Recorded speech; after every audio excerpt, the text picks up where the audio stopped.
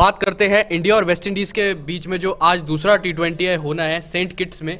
वहाँ पर जो है मैच डिले हो जाएगा, यानी टॉस भी डिले हो जाएगा। 10 बजे शुरू होगा मुकाबला। वैसे तो पहले 8 बजे टाइम डिसाइड हुआ था, लेकिन वजह यह है कि जो लगेज है टीम का वो ट्रिनिडाड से सेंट किट्स नहीं पहुंचा है सर।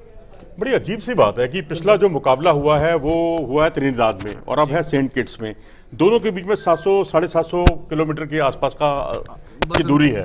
हाँ, यानी आप मान लीजिए जितना यहाँ से बनारस है, भारत और बनारस, उतना ही सेंट किट्स से उतनी दूरी है त्रिनिदाद की। तो 3 दिन भी मिल गए हैं आपको, तीसरा दिन है, तो 3 दिन में सामान ना पहुंचे बात कुछ हजम नहीं होती। और इसके अलावा देखिए कितनी गंभीरता है इसके आयोजन को लेकर, आप इसका अंदाजा लगा सकते हैं। इंडिया वेस्ट इंडीज के जब सीरीज शुरू होने वाली थी T20 की, तो कोई टीम तक घोषित नहीं हुई थी। लंबे समय तक हम इंतजार करते रहे, यार T20 इंटरनेशनल मुकाबला हो रहा है। सर मात्र कुछ चंद घंटों पहले टीम का अनाउंसमेंट हुआ था। बिल्कुल बिल्कुल सर, इससे ये पता लगता है कि एक आप इंटरनेशनल क्रिकेट खेल रहे हैं, आप एक कोई क्लब लेवल या स्कूल लेवल क्रिकेट नहीं खेल रहे हैं कि जहां पर आप लगेज नहीं पहुंचा पाते। सर ये मैनेजमेंट पे भी सवाल उठता है कि कितनी नॉर्मल चीज़ है ऐसे इस एकदम बेहुदे रीजन की वजह से मैच डिले होना। देखो, वेस्ट इंडीज बोर्ड जो है वो उसके ऊपर बहुत कुछ निर्भर करता है। भाई खिलाड़ी तो अपनी मन मर्जी करेंगे, खिलाड़ियों को लगता है वहां पर कि भाई जहां पैसा मिलता है उसको वो ज्यादा गंभीरता से लेते हैं। दुनिया भर की तमाम लीग उनके लिए ज्यादा इंपॉर्टेंट है। लेकिन जो वेस्ट इंडीज का बोर्ड है, जिसको प्रसारण राशि भी मिलती है, ब्रॉडकास्ट राइट्स से पैसा भी मिलता है, वो यहाँ पर क्यों चूक कर जाता है? मैं तो कहूँगा प्लेयर से ज़्यादा दोष वहाँ के बोर्ड का है। बिल्कुल। पर लेकिन उड़ती उड़ती खबर ये भी आ रही थी, या कह सकते हैं सूत्रों से ये भी खबर आ रही थी कि अभी ना ही भारत का वीज़ा लगा है ना ही वेस्ट इंडीज़ का वीज़ा लगा है। जो आखिरी के जो 2 T20 के मुकाबले हैं 6 और 7 को, वहाँ पे जो फ्लोरिडा USA में होने हैं, उस जगह पर जाने का भी वीज़ा अभी तक नहीं लगा है। तो इस चीज़ में भी डिले वो तो मुझे लग रहा है कि शायद ही हो पाए। बड़ी फ्रैंक सी बात करें कि USA का वीज़ा है वो इतना आसान नहीं होता। बिल्कुल। और वहाँ बिल्कुल बाल की खाल निकाली जाती है। आप खेलने जा रहे हैं, क्रिकेट खेलने जा रहे हैं, वो बात अलग है। और अमेरिका भी चाहता है उसको प्रमोट करना, क्योंकि वहाँ भी क्रिकेट जो है वहाँ काफ़ी बाहर से आ गई है क्रिकेट को लेकर। भारत से, पाकिस्तान से बहुत सारे प्लेयर इंपोर्ट होने शुरू हो गए हैं। तो वहाँ से कोशिश यही होती है कि वहाँ की क्रिकेट को कैसे अच्छा बनाया जाए। लेकिन जैसी तैयारियां चल रही हैं, जो गंभीरता देखने को मिल रही है, कम से कम क्रिकेट के आयोजन में इस तरह का गैर पेशेवराना रवैया आमतौर पर देखने को नहीं मिलता। तो मुझे लगता है वो सीरीज होगी, मुझे तो थोड़ा डाउट है। बिल्कुल। और ओम, अभी जैसे आपने बताया कि बहुत देर कर दी थी अपना स्क्वाड अनाउंस करने में, रात को 11 बजे अनाउंस हुआ है इंडियन टाइम के अकॉर्डिंग उनका T20 स्क्वाड वेस्ट इंडीज़ का। और साथ में स्क्वाड की तरह बाकी सब चीज़ें जो टाइम के हिसाब से नहीं हुई, अनस्टेबल हुई। उनका जो प्लेइंग 11 चुनी गई थी वो भी बहुत अनस्टेबल थी जो पहले T20 में चुनी गई थी। बिल्कुल, प्लेइंग 11 पे भी सवाल उठेंगे। और जो वेस्ट इंडीज़ टीम का लेफ्ट हैंडर से जो प्यार है, अगर आप उनमें नोटिस करेंगे तो आपको पता लगेगा कितने अमाउंट ऑफ लेफ्ट हैंडर्स है। करीब अगर मैं टीम देख रहा था तो उसमें कुछ 7 या 8 लेफ्ट हैंडर्स थे। तो उस लेफ्ट हैंडर्स वाला को पता नहीं क्या टीम मैनेजमेंट की सोच है कि लेफ्ट हैंडर्स टैकल करेंगे इंडियन बॉलिंग, जो स्ट्रॉन्ग बॉलिंग लाइनअप है। ऑफ स्पिनर जो हैं वो एक अचूक हथियार साबित होते हैं आमतौर पर लेफ्टी बल्लेबाजों के सामने। तो मुझे लगता है ये कोई स्ट्रेटजी नहीं, या तो ये है कि कोइंसिडेंटली इतने ज़्यादा लेफ्टी तैयार हो गए हैं उनके। और अगर आप देखिए ना, अगर शिखर धवन भी T20 में खेल रहे होते रेगुलर, वो भी हमारे लेफ्टी थे। ईशान किशन भी लेफ्टी थे, ऋषभ पंत तो है ही हैं, और जडेजा भी लेफ्टी हैं। तो 4-5 तो हमारे यहाँ भी हो जाते हैं कुल मिलाकर अगर हम ढूंढें। तो वहाँ अगर 7 हो गए हैं तो फिर थोड़ा सा ये कहिए ज़्यादा हो गए हैं कुछ थोड़े से।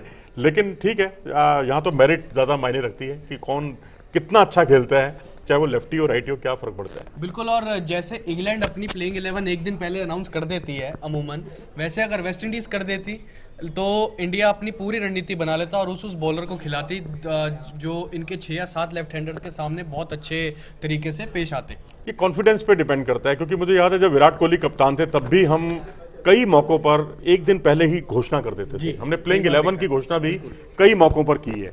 तो ये टीम का जो उत्साह है या कॉन्फिडेंस है वो दर्शाता है, और कप्तान का के भरोसे को भी दिखाता है।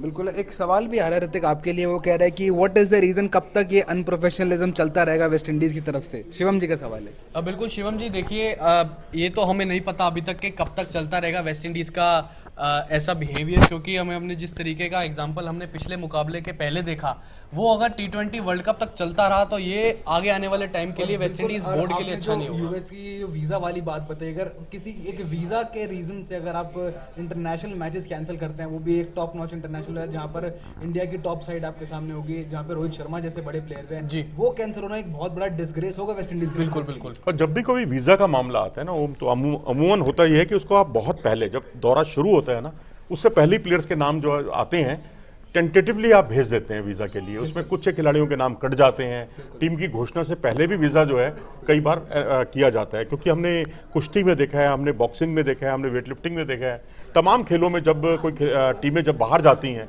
तो कोशिश यही होती है कि जब संभावित खिलाड़ियों के नामों को पहले भेज दिया जाता है।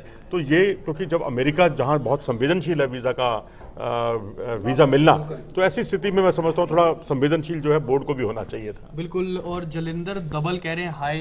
प्रदीप सेठी कह रहे हैं sir can Rohit play more than 500 international matches? International matches बिल्कुल खेलेंगे जी। टेस्ट, वनडे, T20 अगर आप तीनों मिला रहे हैं तो बिल्कुल खेलेंगे। और नरेंद्र साहू कह रहे हैं हेलो मनोज सर, आज हेलो आप जी। किस मुद्दे पर विचार कर रहे हैं?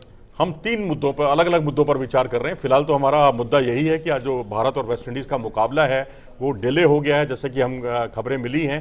ऑथेंटिक खबर है, ये कोई सूत्रों के हवाले से नहीं है। वो मुकाबला 10 बजे होगा भारतीय समय के अनुसार। बिल्कुल 10 बजे वो मुकाबला होगा। और इसके अलावा जो है अब यहाँ, क्योंकि जो रीज़न बताए गए हैं बहुत ही सिली रीज़न बताए गए हैं। सामान नहीं पहुँचा था। जितना बनारस का और दिल्ली का फासला है तकरीबन इतना ही सेंट किट्स का और पिछला जो त्रिनिदाद की दूरी है। इतनी दूरी में सामान ना पहुंचे, बात कुछ हजम नहीं होती। दरअसल इसको उतनी गंभीरता से लिया ही नहीं जा रहा जितना लिया जाना चाहिए। एक इंटरनेशनल मैच है भाई ये भी। जी, पटेल राहुल कह रहे हैं कि सर दिनेश कार्तिक की जितनी तारीफ की जाए उतनी कम। देखो जी, वो शुरू में तो मैं थोड़ा सा उनका आलोचक भी था, क्योंकि आईसीसी टूर्नामेंट में वो चल नहीं पाते थे। बायलेटरल सीरीज में खूब चलते थे, लेकिन बीच में भी हमने देखा जब वो आईपीएल में चले, खूब चले और भारतीय टीम में आए तो शुरुआती कुछ गेंदें वो स्लो खेलते हैं, मतलब उतना रने बॉल वाला टेक्निक उनका वो रहता है, और बाद में वो मारामारी करते हैं और कई बार उसी प्रयास में वो आउट भी हो जाते हैं। तो अब यहाँ पर जिस तरीके से आप उस मुकम्मल स्कोर तक नहीं पहुँच पा रहे, उस मुकाम तक नहीं पहुँच पा रहे, और वहाँ आकर दिनेश कार्तिक चौके छक्के लगाकर 200 की स्ट्राइक रेट से या इससे भी ऊपर बल्लेबाजी करते हैं, तो ये तो जो T20 वर्ल्ड कप आने वाला है उसके लिए बहुत अच्छा साइन है। ये बहुत अच्छी बात है। ये संदीप पाटीदार कह रहे हैं कि sir West Indies poor country है। किस लिहाज से पुअर? देखिए, गरीब कहना चाह रहे हैं या खराब कहना चाह रहे हैं आप? हाँ, मिसमैनेजमेंट के मामले में मैं आपसे एग्री करता हूं कि वो बहुत ज्यादा है।